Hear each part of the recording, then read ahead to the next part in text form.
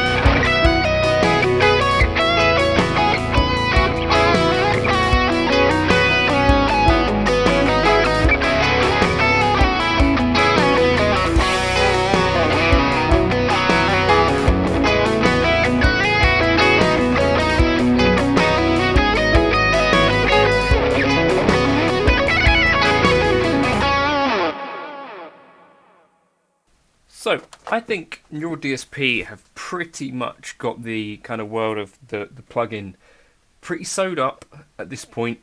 I think they are in some ways responsible, I think, for bringing the idea of plugins to quite a lot of different guitarists. Of course, they're not the first to have done it, but I think they're the first to have done it in quite such an attractive way. There's a few things that I think they've got going on. Not only have they paired with, various artists in quite a aggressive way, these folks that are doing the presets, as well as in terms of the archetypes in general. Of course, Pliny and Nolly and Corey Wong being the earlier examples of that, and Abasi, which I think probably took off quite nicely. But in terms of now working with, I think early on, Fortin, Mesa Boogie, Morgan, sort of in a way it's given Neural that kind of seal of approval. Before we get into this, so I was wanting to kind of explore this a little bit.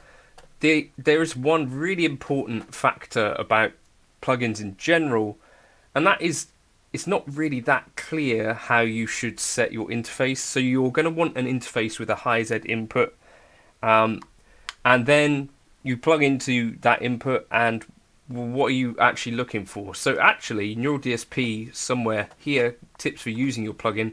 This is probably a fairly important thing that should really apply to any plugin. It's not necessarily a rule, but it's kind of good. So it's important to adjust the input level on your audio interface so it's not too low, causing a weak or noisy signal, or too high, resulting in clipping and a saturated sound. To set up the input level, you need to adjust the gain knob on your audio interface. The best practice is to set the input level as high as possible without causing any distortion or clipping. Step 1, check that the input type on your audio face is set to instrument for the input of your guitar or bass is connected to. Step 2, turn your instrument's volume all the way up and strum or pick the strings as hard as you would when playing. Monitor your input signal while doing this and adjust the input gain so your signal peaks between -14 dB to -9. Make sure the signal never clips, typically indicated by a red light on your audio interface. Step 3, use the global input knob in your plugin to fine-tune your input level if necessary. The meter will show if your input signal is clipping with a grey indicator on top of the meter. I think it's red now. Get a signal as close to the top of of the meter as possible without clipping. Then there's some other aspects here. It says -14 to -9. Now the point is that really this is going to be a different point depending on what pickups you've got in your guitar. So for instance, I've got fairly low output pickups here, and I'm monitoring down here.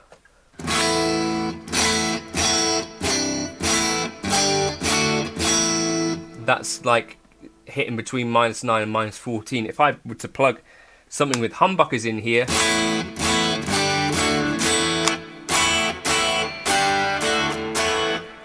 I'm going to guess that I would get a different thing. Also, if I just up it, so now peaking at -8 or so, you hear that basically the whole plugin is responding very differently. Basically, you'll be able to hear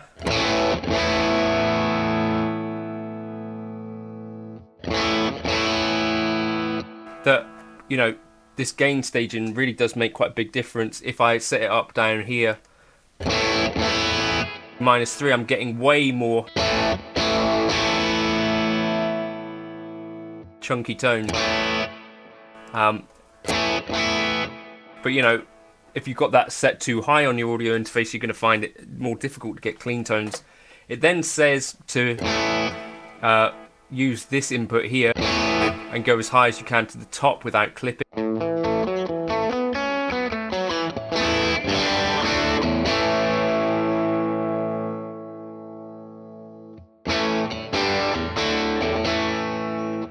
So interesting, and gives you a very different response depending on where, but it's not totally clear what we should be doing. I think you have to rely on your ear to some extent. What you do get with the neural DSP stuff though is, I think it does sound pretty good straight away, and that's one of the things that people like. It does end up being louder in general than most other plugins I've found as well. So for instance, I could pick up Native here. I do think Native, let's be honest, could do with maybe a bit of an overhaul, and is not necessarily super friendly to people that don't have some familiarity with the Helix. I'm looking for Super Dumb Vox here. Or Super Chorus.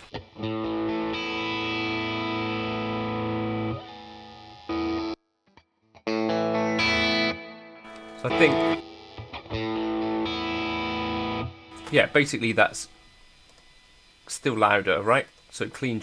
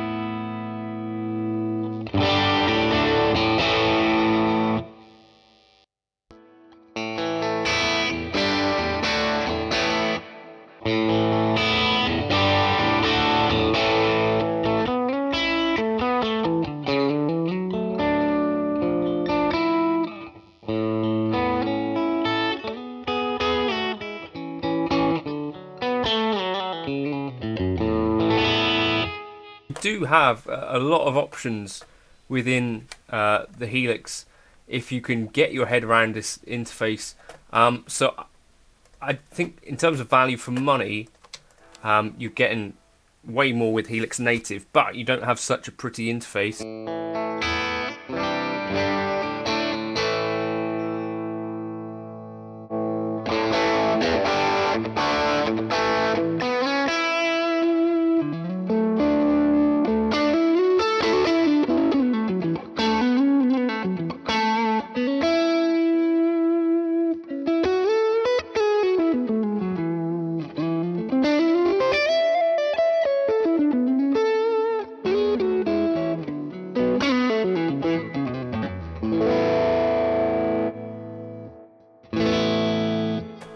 But could we get something vaguely close? I'm imagining so.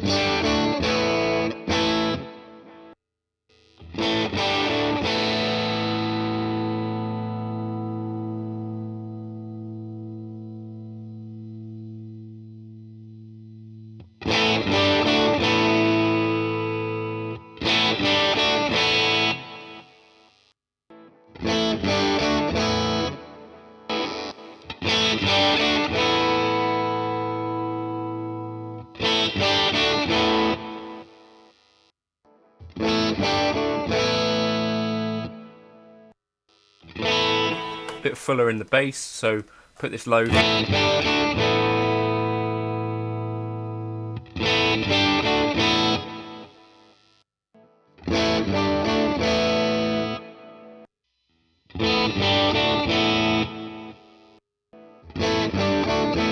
point is, like, do you want to spend ages tweaking in that way? There's certainly a bunch of tones that I prefer from Helix Native, but at the same time, it's taken me a while to get there versus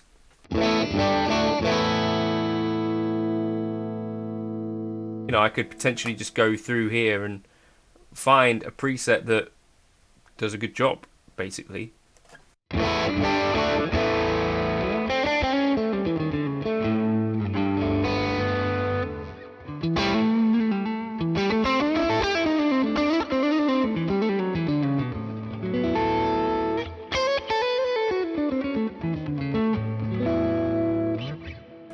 And yeah, there are other options, but I don't think this has a Vox thing either.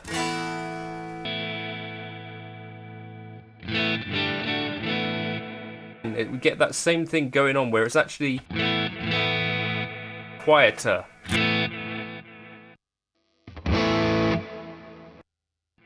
To get a true comparison between the bits and pieces, you basically need to kind of crank the competitor.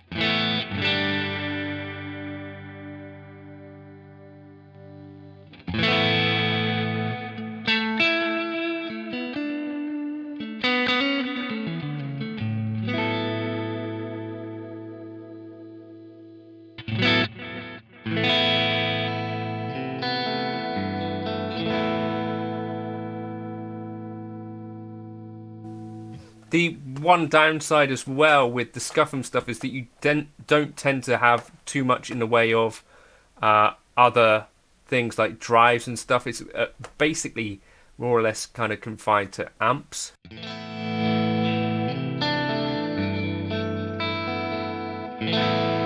And like this IR loader is a little bit...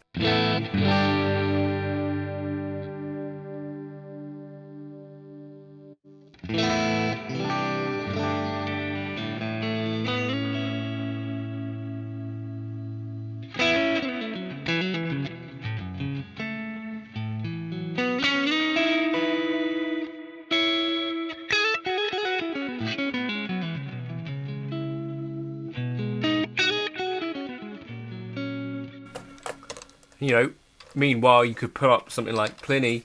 It just looks a certain way. To me it looks more open.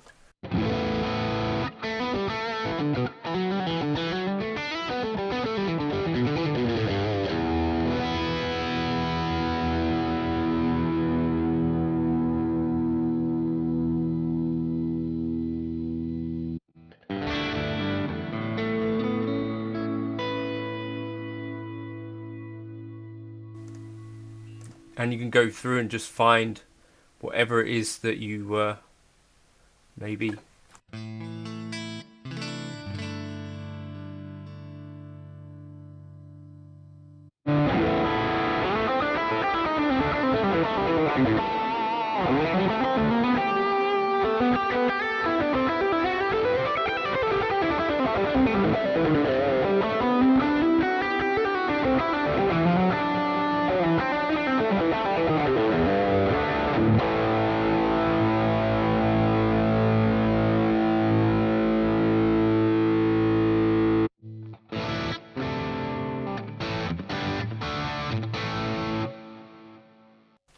So I think of all of the plugins, I feel like Neural tends to have the best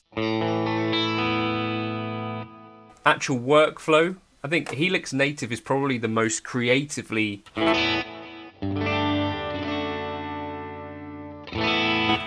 there's so much that you could do creatively within that, and like Amplitude also is pretty versatile, I think. But for instance, if we were to do, there's stuff you could do in Helix Native that there's no way you'd be able to do.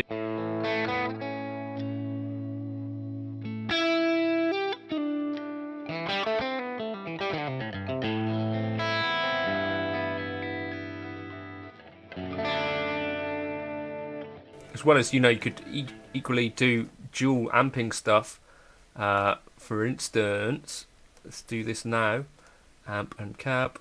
What should we bring in? Let's go something Voxy, given that that's the latest thing from Neural.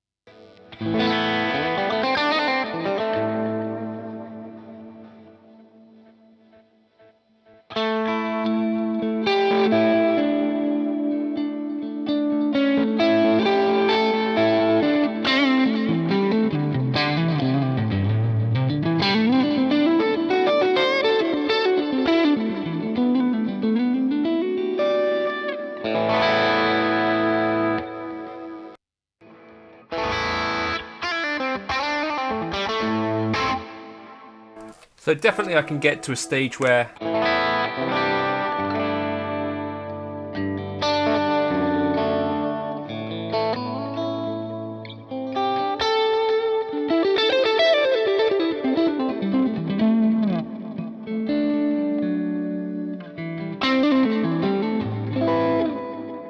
I might prefer what's coming out from Helix Native, particularly with lead tones. I've managed to get to that kind of point, but it definitely doesn't feel the same as looking at this, and I think that's kind of part of our lizard brain that's almost impossible to really turn off. I think it looks so much more appealing to deal with this sort of interface than this one,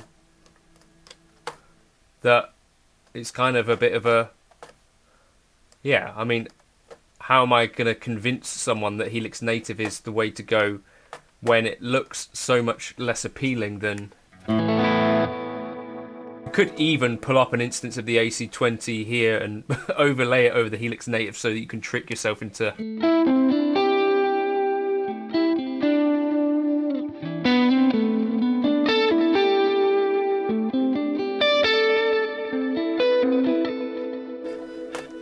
You know, I might even be able to trick myself into thinking it's...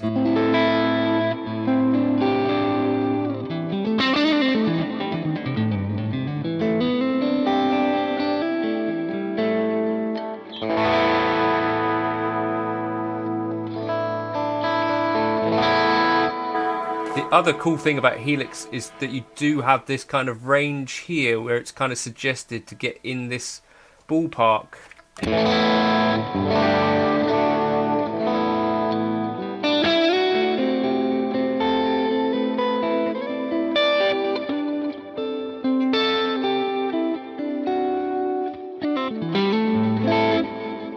But, you know, that's kind of...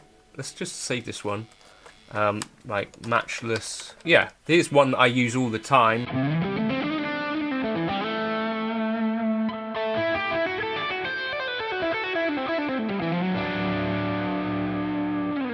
Or snapshot.